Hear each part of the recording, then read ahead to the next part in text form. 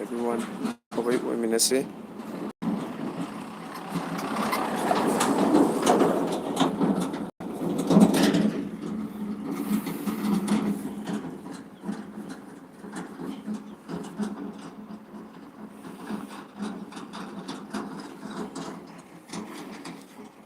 Sida leibak honbagi garise fazana chatle.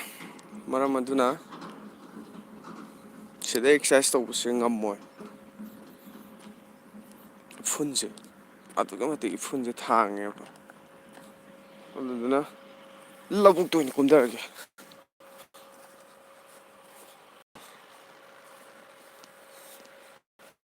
Labuk toin kumdarage.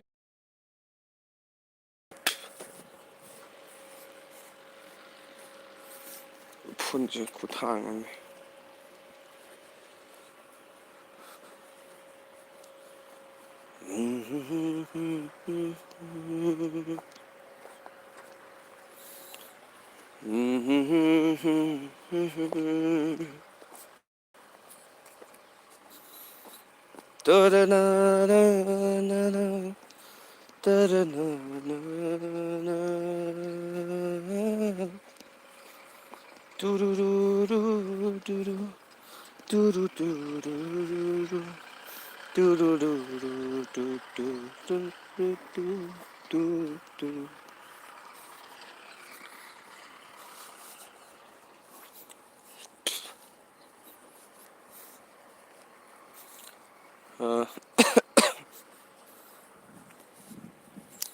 Ngarangse phun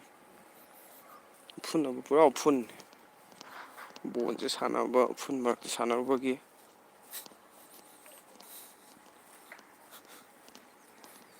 kitang natonda nungaitaba haitare adu hekta khange isada sum kitang karaitare nungairakta ba matawpase sum khar phawe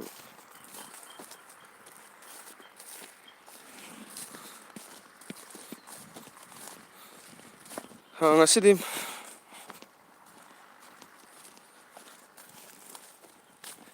live su thiengare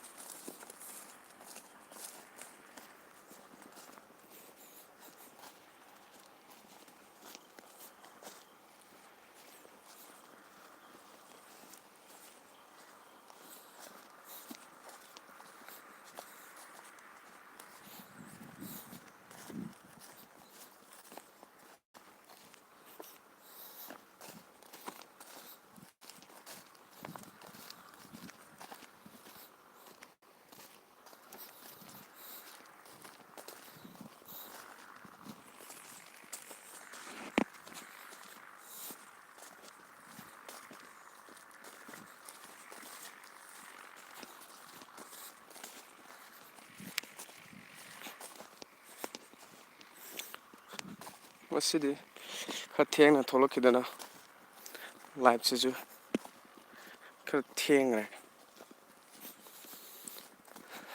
dubu thagachari live ta songbiar ko punamukbu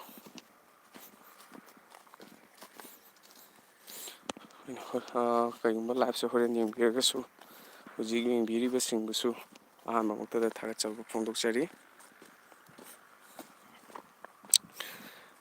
live ta lakpibagi thagachari adu mayam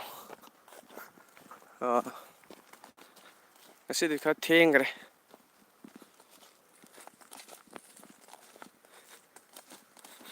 ada gari june leiba honbagi haitare leiba honbagi automatic gari jisu heavy load to chapani nu phunje automatic haure maramdi lambi su kaire heavy vehicles mayam saksalabani na aduna khangde yamdamse zkz hi hello good morning